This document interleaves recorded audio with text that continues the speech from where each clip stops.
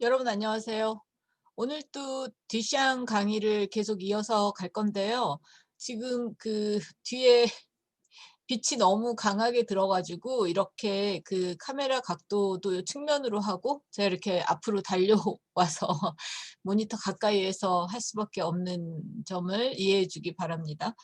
어 오늘 뒤샹에 대한 강의는 지난번에 우리가 앵프라맹스, 그러니까 뒤샹의 되게 어렵고 그리고 잘 설명하기 어렵기도 하지만 사실 작가가 명백하게 "이게 무엇이다."라고 개념적이고 합리적인 이해를 도모하는 글을 남긴 게 아니라 오히려 그런 현상들을 예시적으로 다룬 그 문장들을 한 46개의 노트로 남긴 그런 작업에 대해서 좀 알아봤는데요. 오늘은 그 앵프라맹스하고 사실 같이 생각할 수밖에 없는 그 점에서 사실 뒤샹에 대해서 가장 많이 알려져 있지만 좀 그 뭐랄까 그 부족하게 이해될 수밖에 없었던 개념 레디메이드 그에 대해서 좀 앵프라맹스하고 연결시켜서 다뤄보려고 합니다.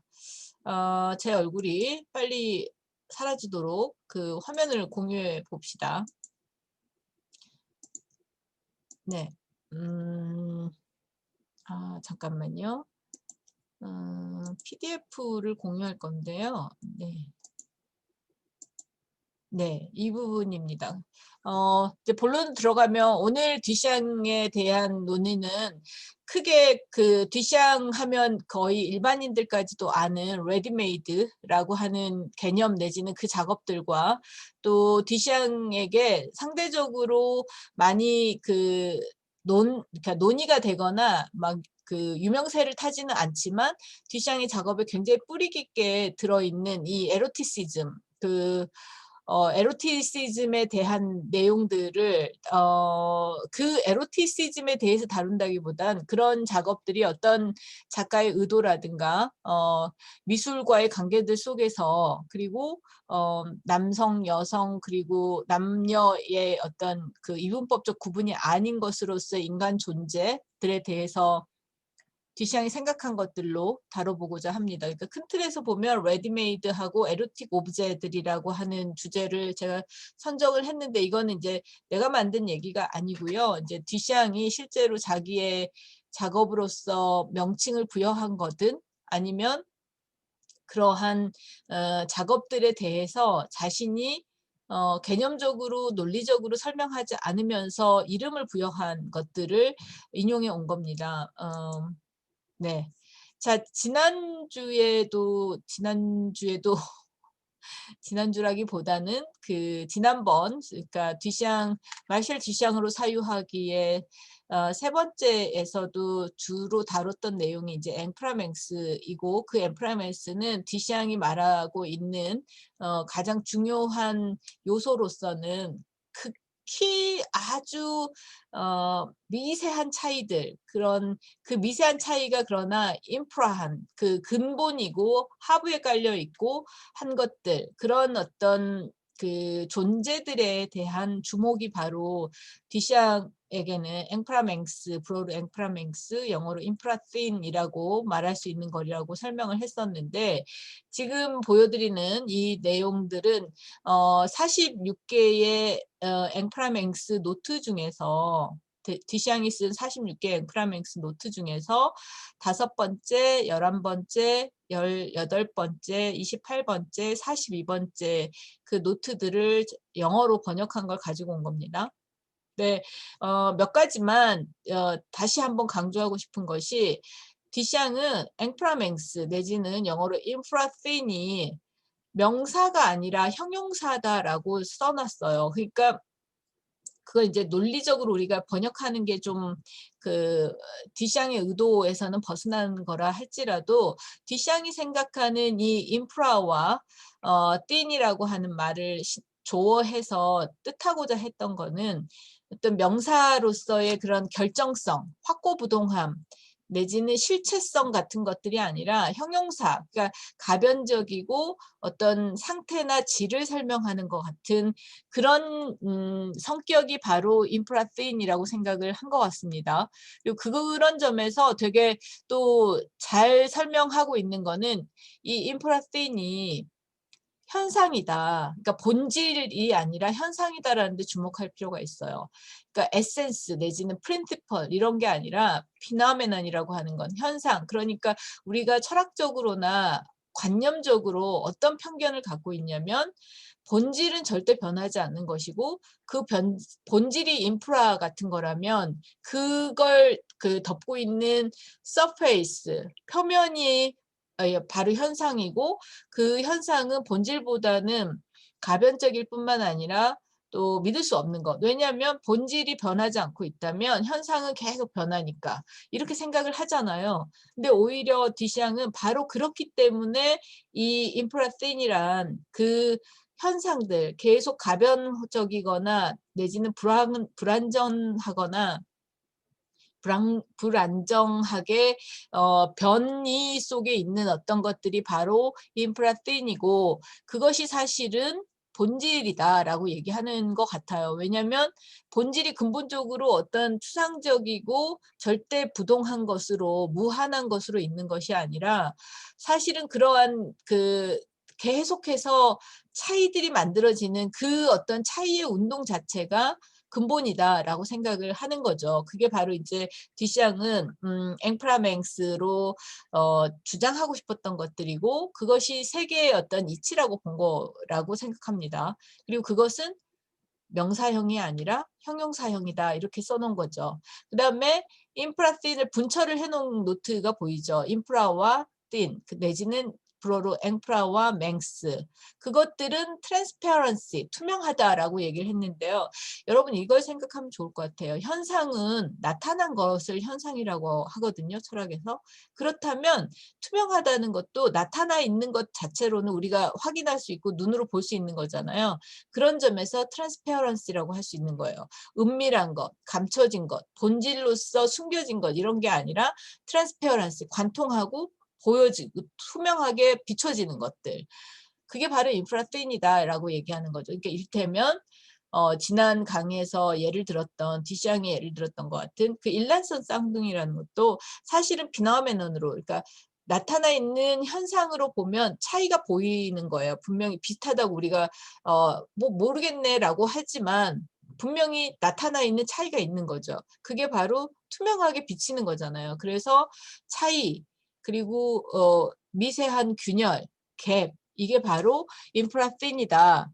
그리고 그것은 현상들로서 어떤 상태고 질이다.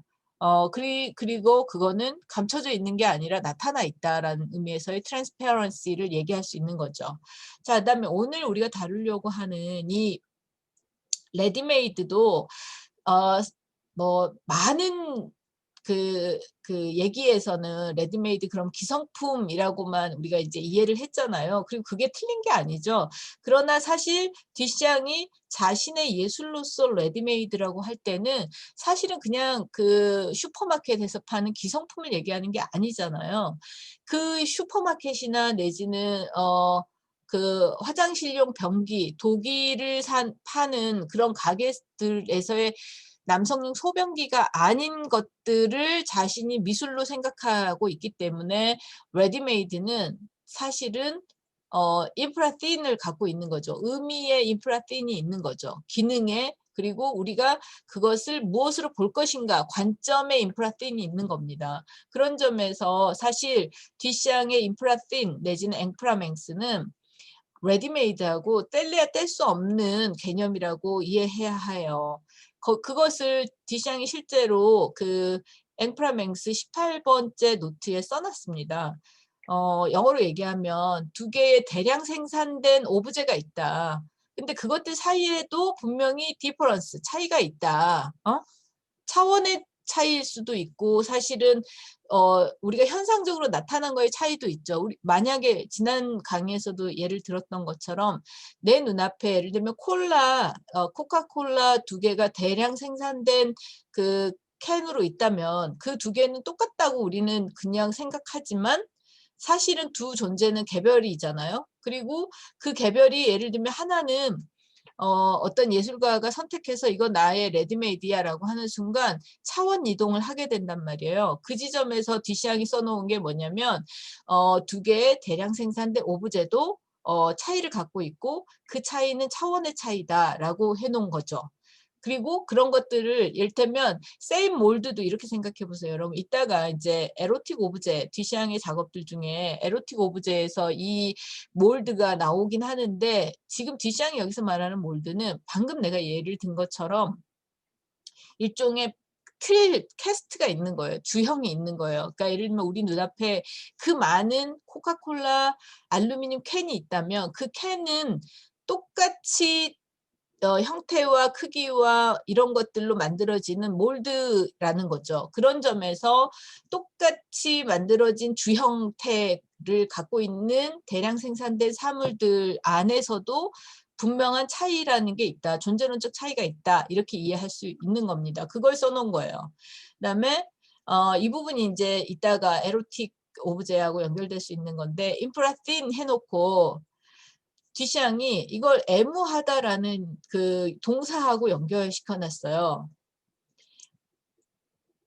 그 동사 켈시스하고 인프라틴하고 두 개를 같이 해놨다는 점에서 우리가 이 부분은 이제 의미상 해석을 한다기보다는 이 두 개가 그러니까 애무하다, 터치하는 것들 있잖아요. 그러니까 우리가 애무한다는 게 뭡니까? 이런 어떤 직접적이고 신체적인 접촉을 얘기하는 거잖아요. 촉각성이잖아요. 그런 촉각성과 인프라틴이 결부되어 있는 거죠. 이건 이제 사실 이따가 그 작품을 보면 되겠지만 똑같은 어떤 그 형상을 뭐 예를 들면 브론즈로 청동으로 떴다 하더라도 그 청동으로 뜬 어떤 형태의 그 뭐랄까 현상들 자체는 하나 떴을 때와 두 개 떴을 때가 A와 B가 같다고 할 수가 없는 거예요. 이제 그런 점에서 일테면 그 접촉성 자체를 이제 그 디샹은 인프라틴, 앵프라맹스라고 생각했던 거라고 볼 수 있는 거죠. 그 다음에 아까 예를 들었지만 5번 노트에 있는 비나메나는 서페이스하고도 연결될 수 있는 거예요. 우리가 뭔가 현상, 한자로도 현상이라고 할 때는 그건 나타난 이미지란 말이에요. 말 그대로 풀면. 근데 그 나타난 이미지의 공간은 뭡니까? 그게 표면이잖아요. 서페이스잖아요. 그리고 그 서페이스들은 일테면 우리가 그 표면 위에서 어떤 작용들이 일어나게 된다는 점에서는 지금 디샹이 예랭처럼 playing on surfaces라고 얘기할 수 있죠. 근데 그게 빛의 작용을 통해서든 아니면 관점의 차이든 아니면 그것이 뭔가 이런 그 이미 서페이스 위에서 어떤 그 형상이나 내용들이 달라져 있을 수 있잖아요. 이제 그런 점들에 대한 통찰 이런 것들이 이제 앵프라맹스 이렇게 얘기할 수 있을 것 같습니다. 자, 어쨌든 지금 내가 강조하고 있는 것은 디샹의 앵프라맹스라는 개념은 사실 레디메이드하고 연결이 돼 있다. 그래서 우리가 이제 앞으로 디샹의 레디메이드에 대해서 얘기할 때는 사실 이런 극소의 차이들, 극히 미세한 차이들에 대한 주목이라고 하는 것이 이 디샹의 레디메이드에서 매우 중요한 부분이다라고 이해를 해보면 좋겠습니다. 자, 지금 보는 것은 디샹의 사실 그 레디메이드 탄생기에 시작된 탄생기에 그 위치하는 작품이라고 할 수 있는데요. 뭐 자전거 바퀴라고 많이 불리죠. 이 바이스클 휠이라는 작품인데 이 작품은 엄밀하게는 레디메이드라고 할 수가 없습니다. 왜냐하면 레디메이드라고 할 수 있는 기성품이라고 할 수 있는 자전거 바퀴하고 부엌 의자라고 하는 것을 조합을 했잖아요. 아상블라주를 했잖아요. 그러니까 최소한의 작가적 그 행위가 개입되어 있기 때문에 디샹 스스로도 이거를 그 레디메이드라고 부르는 데는 어떤 주저함이 있다 이렇게 얘기를 했었습니다. 그러니까 이것은 레디메이드의 초창기에 속하는 그 작업들이긴 하지만 그것이 레디메이드 나중에 계속 이제 넘버링을 하는 그 레디메이드에는 속하지 않는다고 얘기를 해요.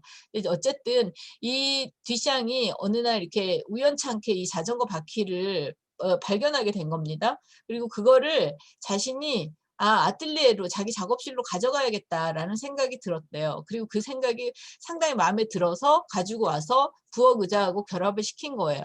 이게 이제 뒤샹이 이제 나중에 레디메이드로 발전할 수 있는 어떤 사고의 단초가 된 작업이라고 할 수가 있습니다.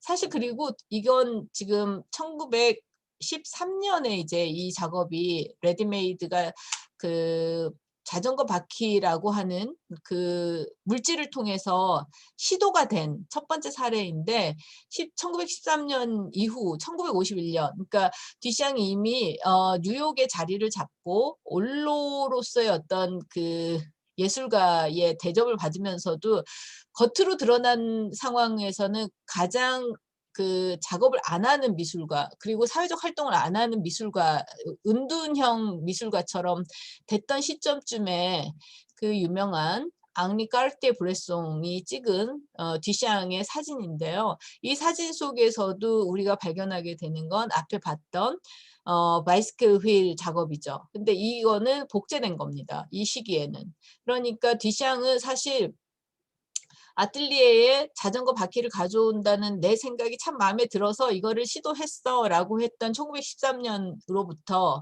계속해서 그런 식의 어떤 미세한 그 변화들 그러니까 자신의 그 아이디어가 이렇게 실현되고 저렇게 시도해보고 아니면 그냥 방치해놓고 하는 식으로 아티스트로서의 어떤 활동들을 계속 해왔다고. 그러니까 크리에이트 액트라고 하는 게 이제 좀 이따 크리에이티브 액트라고 하는 말이 나올 텐데 그런 활동들을 하는 게 바로 드시앙한테는 일평생 자기가 아티스트로서 누군가한테 인정을 받냐 안 받냐 커리어를 쌓냐 안 쌓냐 대가가 되냐 안 되냐하고 상관없이 크리에이티브하게 행위했던 지점이라고 할 수가 있고 그것이 이제 묘하게도 뒤샹이 이렇게 자신의 작업실에서 그 자기 작품들과 특히 악명 높았던 그 바이시클 휠 작업의 옆에서 앉아 있는 사진으로 찍혀 있는 거라고 할 수 있겠죠.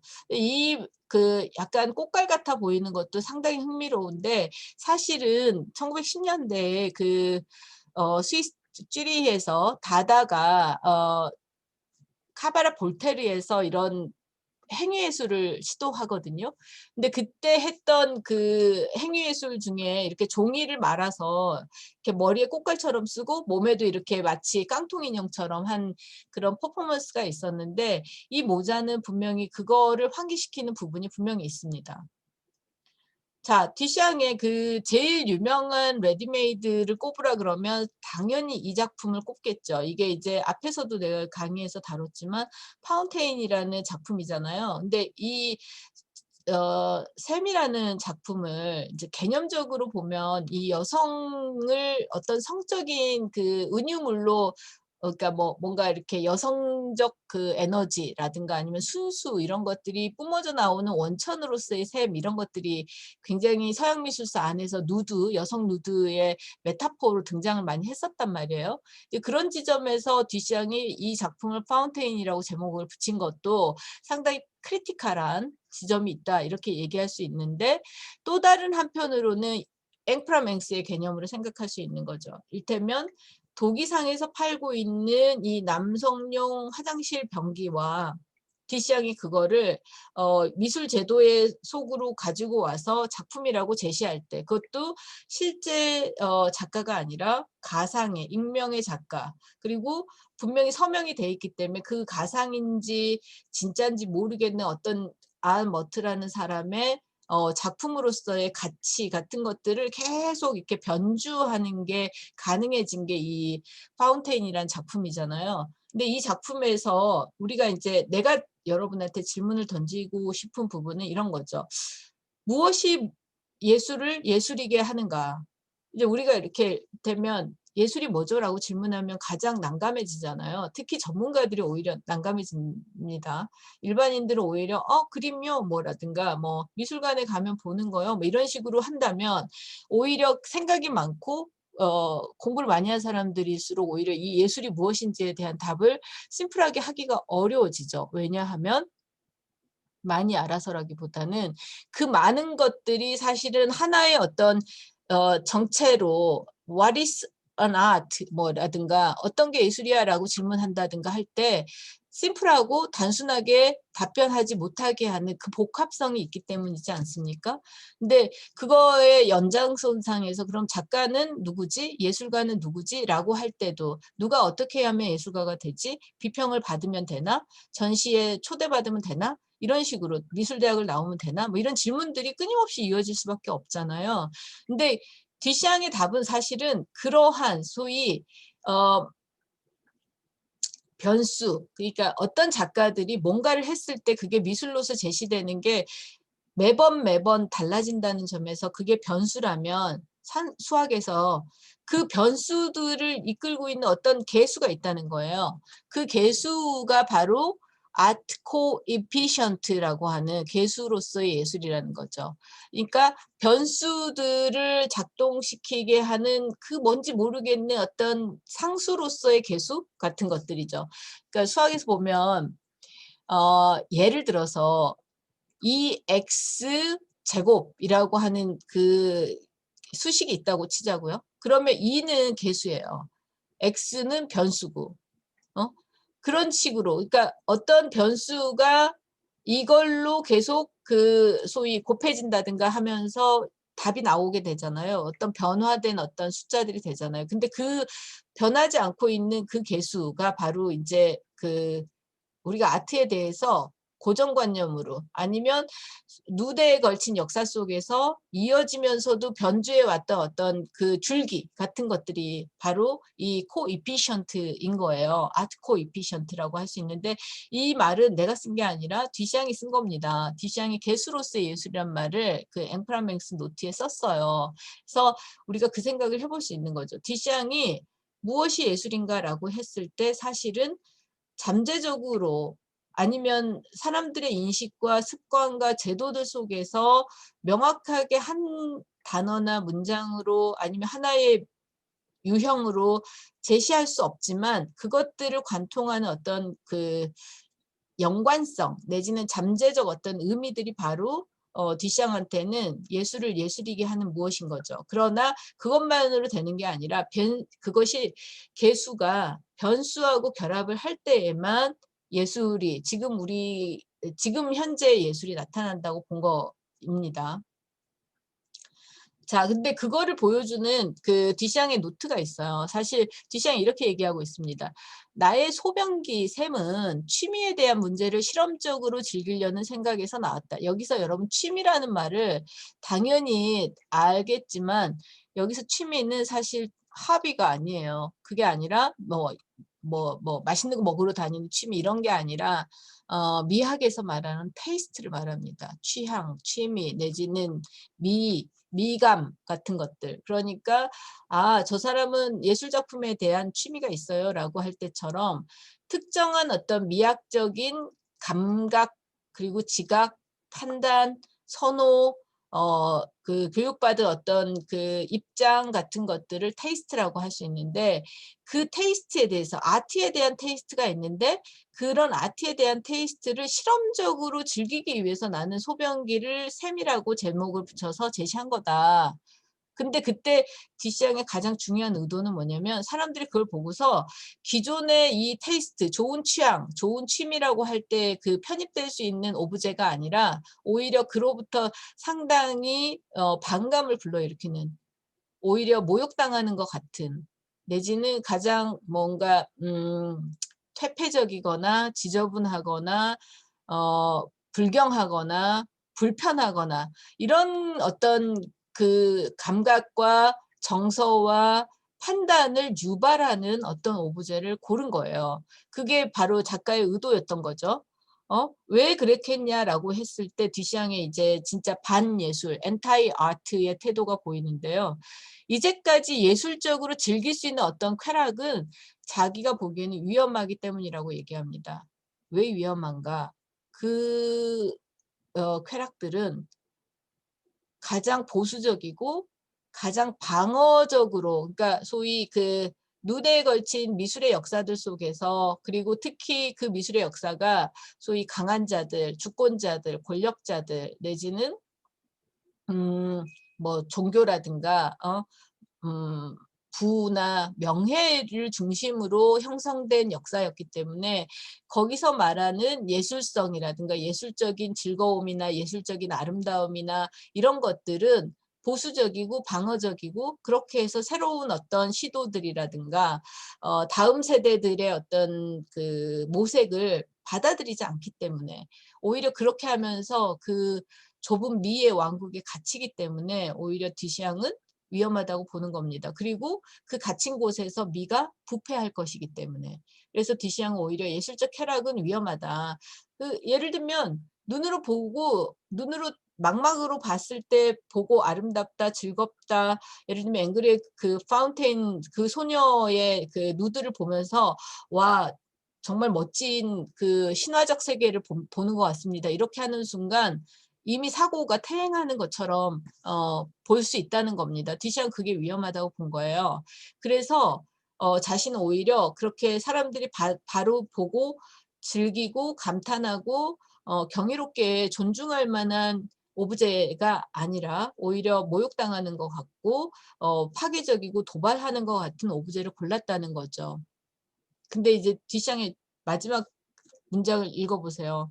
얼마나 뒤샹이 그 부분에서도 그러니까 그 어떤 그 예술을 받아들이는 사람들의 내지는 예술 제도의 힘이 막강한지를 알았냐면, 그렇게 굉장히 도발적이고 실험적이고 심지어는 감상자를 모욕감을 느끼게 할 정도로 밀어붙이는 그런 작업들인데도 사람들은 좀 지나면 그것도 오히려 상관없이 고지고대로 듣게 된다. 그러니까 자기 자신이 그 실제적인 사례잖아요. 뒤샹은 가장 그 위험한 사물로서 남성용 소변기를 자대 위에 올려놨는데 그게 이제 전시에서는 거부당하고 철거됐지만 시간이 좀 지났을 때 심지어 그게 미술사에서 굉장히 중요한 작품이 되고 또 계속해서 복제를 하게 되고 작품으로서 그렇게 되는 일이 일어났잖아요. 그리고 그런 일이 일어나는 동안 자신은 또 한편으로는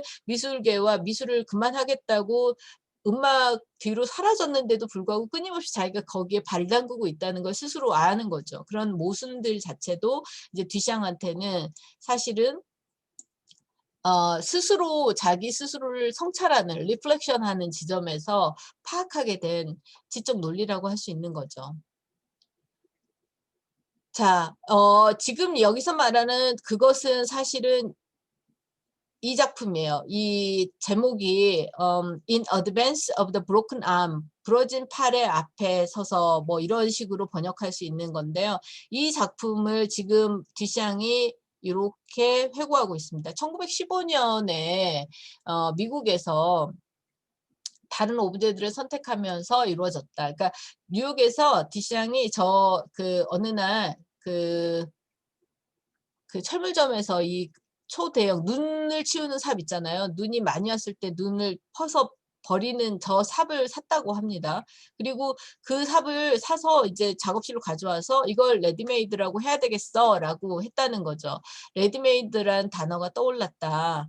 그거는 뒤샹이 정의하고 있는 것처럼 예술 작품도 아니고, 그리고 또 자기가 뭔가 아이디어 스케치한 것도 아니고, 예술 세계에서 어떤 용어로도 이제까지 존재했던 어떤 용어로도 말할 수 없는 그런 어떤 성질을 가진 미술이기 때문에 자신은 그거를 그냥 그러니까 나타나 있는 현상처럼 레디메이드라고 했지만 그 레디메이드는 기성품이라고 하는 일상 용어하고는 다른 식의 미세한 차이, 인프라맹스를 갖고 있는 용어로서 만들어진 거라는 거죠.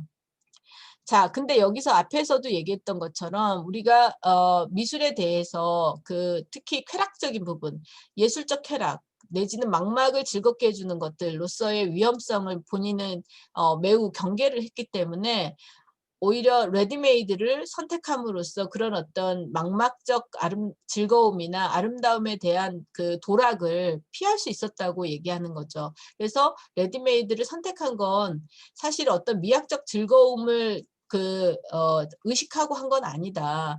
이렇게 뭔가 선택하는 것 자체가 자신한테는 굉장히 예술적인 행위라고, 새롭게 예술적인 행위라고 생각할 만한 것이었고, 제작이 아니라, 그러니까 프로덕션이 아니라 초이스하는 것이 바로 예술이 될 수 있는 지점을 이 레디메이드를 통해서 제시했다고 말할 수 있는 거죠. 그리고 그거는 내가 이러이러한 감정을 대변하는, 그러니까 이런 남성용 소변기나 저 눈삽이 예를 들면 내가 이런 정서적이거나 나의 뭐 아름다움에 대한 그 철학이나 이런 것들이 담겨 있으니까 저걸 선택한 게 아니라 시각적으로는 아무런 어떤 흥미를 돋구지 않는, 그래서 이제 시각적 무의식이라고 하는데요. 그런 어떤 지점에서 오히려 저런 그 기성품을 선택했다고 말하고 있는 겁니다. 자, 여러분, 우리가 이제 너무 열심히 이제 막 DC양에 대한 수업을 하는 것 같긴 하지만, 여기서 우리가 이제 이런 생각을 해볼 수 있는 거죠. 우리가 예술가들에 대해서 제일 높게 생각하는 가치 중에 하나는 창조성이잖아요. 가치이자 능력이죠.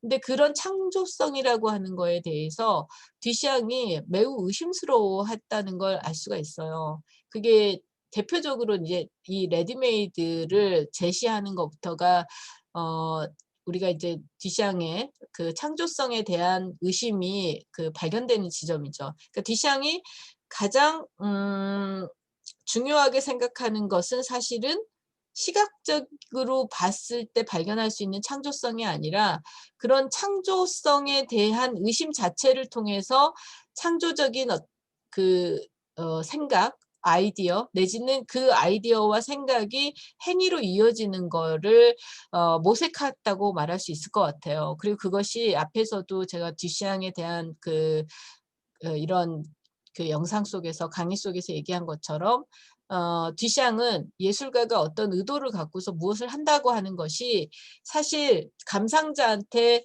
제대로 전달될 수 있을까? 첫 번째 의심. 두 번째는 그런 작가의 의도는 그 작품 속에서 정말 실현되는 걸까?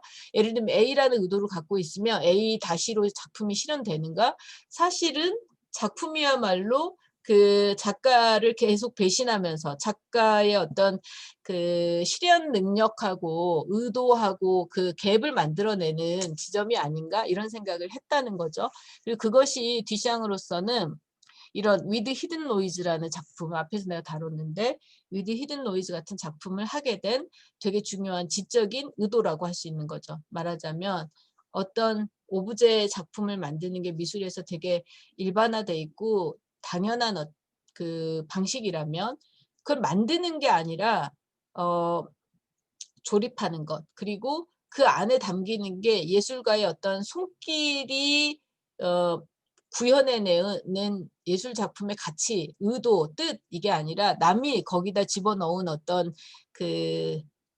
원인들, 그러니까 소리를 들을 수 있다든가 안에 뭐가 있다고 느낄 만한 어떤 흔적들 같은 것이 이를테면 작가의 의도로 상징화된 거죠. 이 작업에서는. 근데 그게 작가가 집어넣지 않았다면 그럼 그거는 작가의 작품인가?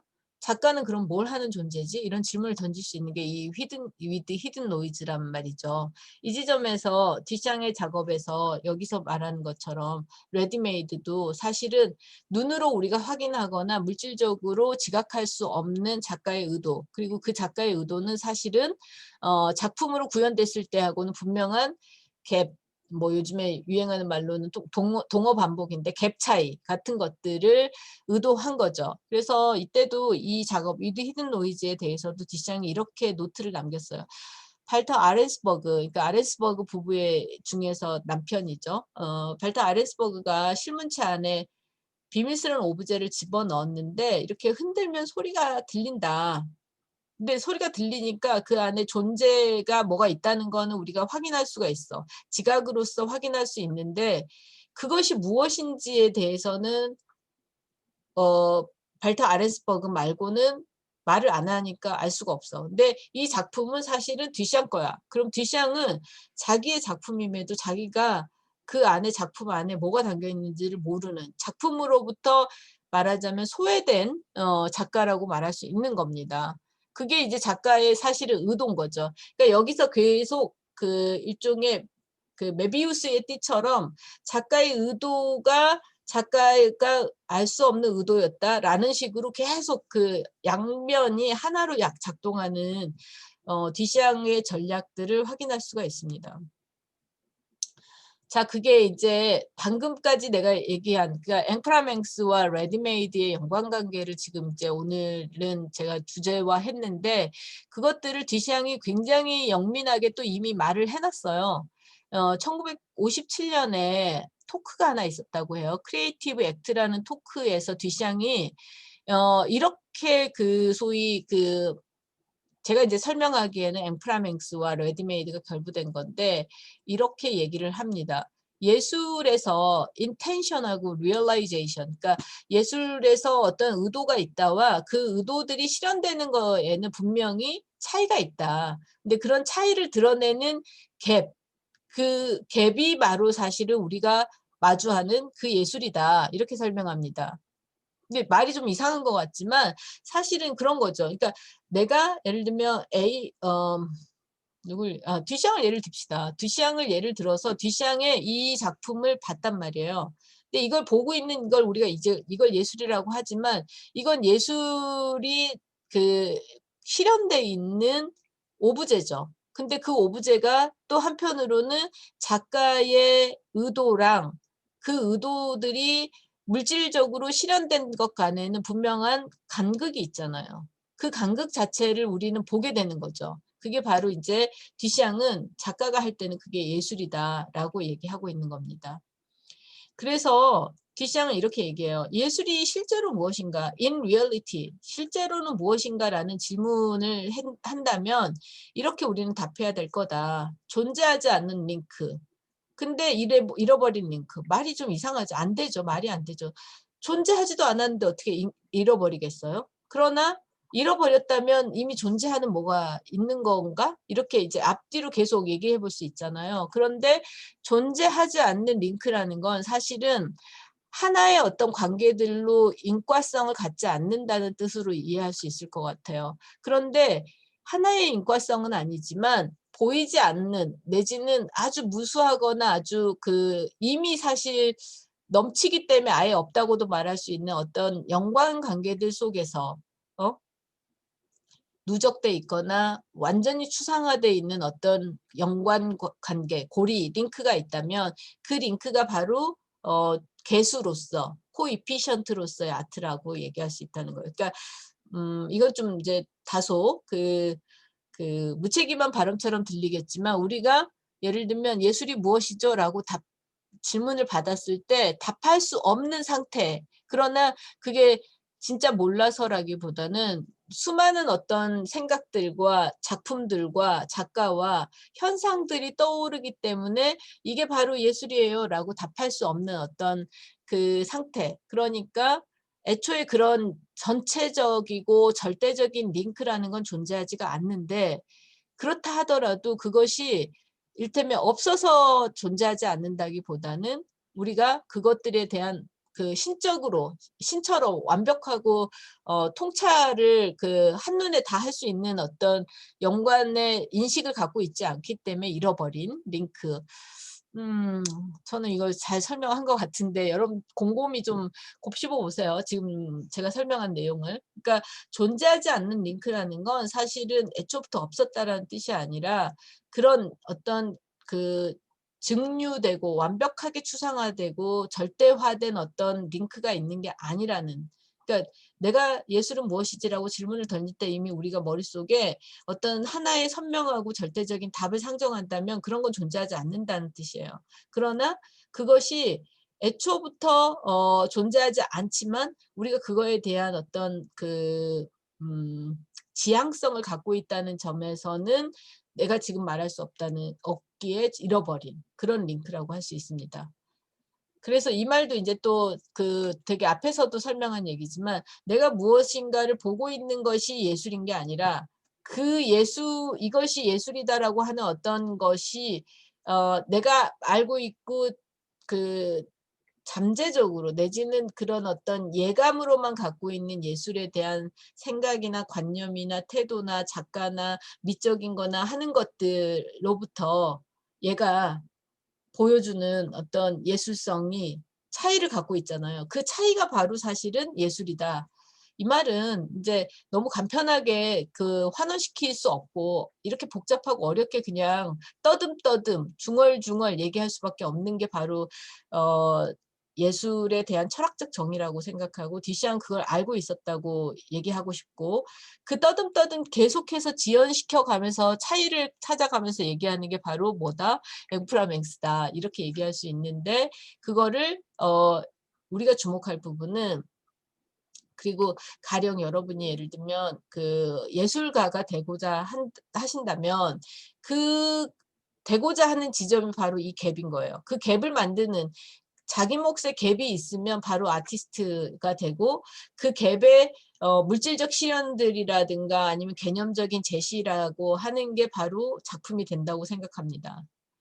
자, 뒷샹은 이렇게 말을 하면서 예술이 무엇인가라는 거에 대해서 나는 존재하지 않는 링크고 그 링크는 사실은 잃어버린 링크다. 그리고 우리가 뭔가를 보고 아 이게 예술이야 라고 하는 게 아니라 그 예술과 머릿속에 생각하는 거 전통 속의 예술과 내 앞에 있는 것들 간의 그 간극이 바로 예술이다. 그래 이런 생각이 나는 마음에 들었고 그것이 누군가가 사실이 아니라고 내지는 동의하지 않아도 나는 그렇게 예술을 이해할 거야 라고 인터뷰를 했었습니다. 근데 어, 듀샹은 그런 식으로 이제 약간 자신의 주장을 뭐 다른 사람들이 어떻게 받아들이든 그건 당신의 생각입니다라고 하는 태도들 그거 자체가 이제 일종의 앵프라맹스를 용인하는 태도라고 할 수 있는데요. 그런 방식으로 사실은 되게 뛰어난 강력한 예술에 대한 정의를 내리고 있다고 말할 수 있습니다. 앞에서 얘기했던 앵프라맹스를 우리가 디샹의 작품들로 발견할 수 있는 게 바로 이 레디메이드 시리즈 작업이라고 했는데요. 아까 얘기한 것처럼 이런 식의 시도들을 디샹이 레디메이드라는 이름을 부여하면서 한 게 1915년이에요. 근데 재밌게도 디샹이 1915년에 이 눈삽을 In Advance of the Broken Arm이라고 하는 제목을 붙이면서 레디메이드로 시작하기 전에 사실은 파리에서 그런 비슷한 행위들을 했었어요. 근데 이걸 레디메이드라고 해야지라든가 하는 본격적 태도는 갖고 있지 않았던 거죠. 그의 첫 번째가 바로 이 병 건조기. 지금 우리 뭐 카페는 쓰지 않지만 이제 이렇게 병이나 컵을 걸어서 말리는 거 있잖아요. 그게 이제 이 바틀렉인데 이 병 건조기를 1914년에 바자드 로텔드 윌 백화점에서 살 수 있었다고 해요. 그래서 이거를 이제 레디메이드로 그 즈음에는 명명하지 않았지만 그렇게 생각할 수 있는 거죠. 그리고 1915년에는 이런 눈삽을 통해서 이제 시작을 했고요. 재밌는 건 디샹이 약간 온격 창작을 해요. 그게 뭐냐면 디샹은 이제 미국으로 건너와 가지고 이런 식의 이제 초창기에 막 적응해 가면서 뉴욕 아트씬에 적응해 가면서 이런저런 걸 하잖아요.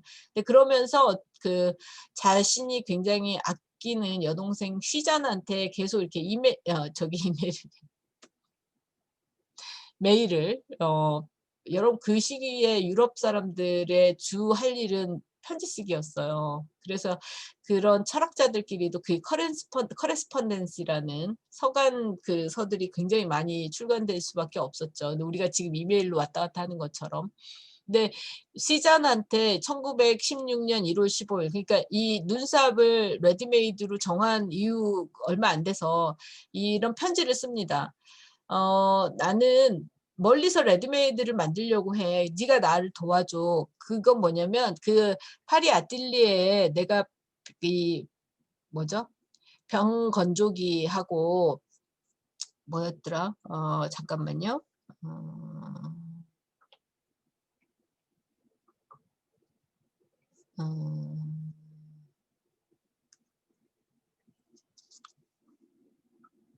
아, 자전거 바퀴. 네. 병건조대하고 자전거 바퀴를 이 레디메이드, 지금 내가 생각하는 레디메이드로 초창기 해놓은 게 있어. 그거를 네가 레디메이드로 그 인정을 하는 행위를 나 대신 해줘야 돼. 난 뉴욕에 있으니까. 이러면서 편지를 쓴 거예요. 그래서 그 안쪽에다가 유아붓으로 은색의 작은 글씨로 서명을 해라. 이렇게 하는 겁니다. 심지어 그러니까 레디메이드 작품조차도 디시앙은 직접 하지 않는 이런 대단히 신박한 어떤 그 행위들을 했던 것이죠.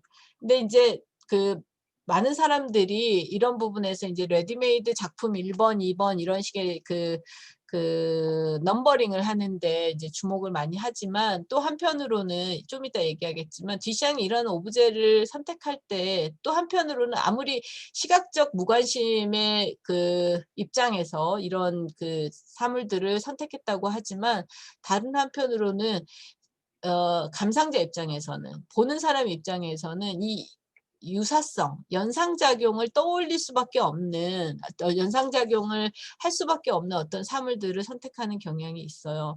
지금 보는 이 병건조기 같은 경우는 유럽의 여성들이 입었던 그 거대한 드레스 치마를 받쳐주는 크리놀린 같은 것들을 보여주죠. 그러니까 마치 그 속을 다 들키고 있는 어떤 여성의 몸 같은 걸 연상시키게 한다든가 하는 게 분명히 있죠. 자, 그런 점에서 에로틱 오브제라고 하는 작업들이 이제 뒤샹의 그 작업들이 이런 레디메이드하고 연결이 되는데요. 이건 레디메이드는 아니에요. 레디메이드는 아니고 그 테이트가 명명한 것처럼 그 에로틱 오브젝이라고 하는데 한 4개를 이렇게 그 디샹이 집중적으로 작업을 했었어요. 이렇게 딱 보면은 어떤 계열이 있는 것처럼 연관성이 있는 4개가 보일 텐데요. 이 작업은 딱 보면 어떤 그 신체의 일부를 이렇게 그 캐스팅을 해서 주조를 해서 청동이나 아연이나 아니면 심지어 이렇게 치과용 이런 플라스틱 뭐 일종의 아말감 같은 거겠죠. 그런 것들로 이렇게 했다는 걸 알 수가 있는데요. 이 4개가 이제 에로틱 오브제로 묶입니다. 첫 번째 것은 신발이 아니다. Not a shoes라는 제목을 갖고 있고요. 1950년에 제작을 했어요.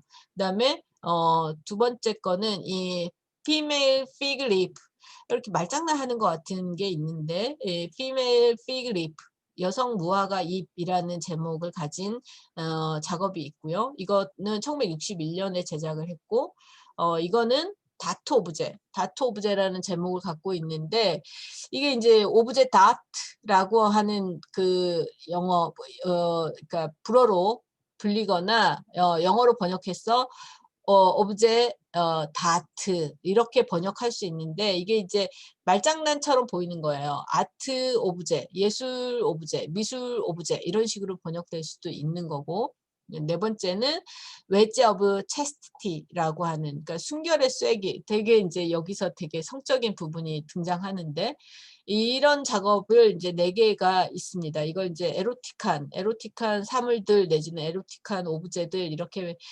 부르는데요.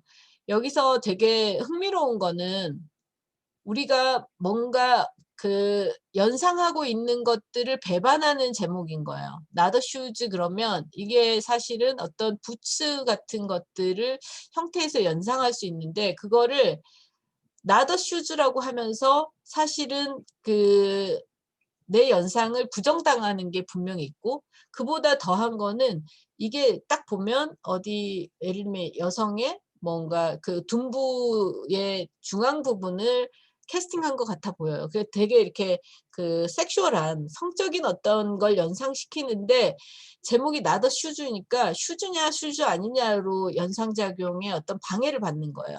이런 식의 작업이 있고 두 번째 것도 이 여성 무화과 잎이라는 작품도 분명히 어떤 그 몸에 그 둔부 를 캐스팅한 것처럼 보이고 그거에 없는 부분이잖아요. 여기서 주목할 건 여기에요, 여러분. 이게 그 캐스팅을 해서 보통 우리가 이 소위 그 인체 조각이라면 양감이 생기는 부분은 저 부분이 아니라 저 부분에서 비어 있는 존재하지 않는 부분이 바로 우리가 보는 것들이잖아요. 그러니까 만약에 여성 누드를 이렇게 아연이나 청동으로 브론즈로 조각을 했다면 우리가 보게 되는 건 여기 부분이 아니라 여기가 떨어져 여기를 버리고 조각가가 둔부와 허리 부분이 있는 다리로 연결되는 부분 아니겠습니까? 근데 거기 부분들, 그러니까 비어 있는 곳들이 오히려 작품이 되는 네거티브 쪽이 작품이 되는 것들을 여기서 볼 수가 있죠. 이 작품 같은 경우는 실제로 이제 이게 사실 이 에탕돈네라는 뒤샹의 마지막 유작이고 가장 비밀스러운 작품이었고 뒤샹 사후에 발견됐는데 무려 20여 년간 작업한 작품으로 밝혀진 이 작품인데요. 여러분 보는 이 작업은 이 오브제는 다트 오브제라고 하는 이거는 사실 기록에 의하면 뒤샹이 이 에탄동네 안에 담긴 이 여성 누드처럼 보이는 이 조각을 만들면서 이 그 갈비뼈쯤에 있던 것들이래요. 근데 그거를 떼낸 거예요. 이거를 확 부러뜨린 거죠. 근데 부러뜨리고 보니까 저게 뭐 같아 보이냐면 남성의 성기처럼 보이는 거예요. 그래서 여기서 이제 여성의 그 소위 그 신체 일부이면서 남성의 신체 일부가 되는 것 같은 이 양가성이 여기서 다시 한번 마치 로즈셀라비가 뒤샹이냐 뒤샹이 로즈셀라비냐라고 하는 그 시소 게임을 하는 것 같은 게 여기에도 등장하게 되죠. 그리고 더한 재밌는 부분은 뭐냐면 더 흥미로운 해석이 가능한 부분은 성경에 보면 구약성서에 아담이 만들어지고 흙으로 만들어지고 하느님이 거기에 숨결을 불어넣으니까 비로소 인간이 됐잖아요. 그리고 그가 외로워하니까 그 갈비뼈를 떼내서 하와 내지는 이브를 만들었다고 하잖아요. 그런데 뒤샹의 지금 에탄 동네에서 이 다트 오브제로 가는 과정은 에탄 동네 안에 있는 여성의 신체들에서 일부를 떼내서 이 남성의 그 페니스 같은 남성 성기를 상징하는 것 같은 남성성을 상징하는 것 같은 오브제가 나왔잖아요. 그래서 구약성서 내지는 그 기독교 성경 얘기를 뒤집어내는 역할을 하고 있죠. 여기서도 이제 뒤샹의 전복적이고 또 서사를 부정하는 것 같은 그리고 앞서 얘기하는 것 같이 우리가 어떤 관념을 갖고 있는데 그 관념들이 계속해서 차원 이동을 하고 slightly different하게 앵프라맹스가 만들어지는 지점들을 발견할 수가 있죠. 네. 이런 식으로 에로틱 오브제 4개도 이렇게 연결이 되고 사실 뒤샹이 이 4개의 오브제들, 에로틱 오브제들은 에탄돈네의 일부로서 구축한 어떤 작업들이라고 합니다. 그래서 이 에탄돈네 같은 경우는 구조상 이런 거죠. 이게 이제 되게 흥미로운 사진이어서 제가 이 그 데일리 아트 매거진에서 인용해 왔는데요. 에탄돈네가 이렇게 구조가 이렇게 돼 있습니다. 이렇게 이것도 버려진 문 그래서 기분이라는 제목을 갖고 있어요. 에탄돈네의 다른 이름이 여기 보면 어 기분이라는 제목을 갖고 있잖아요.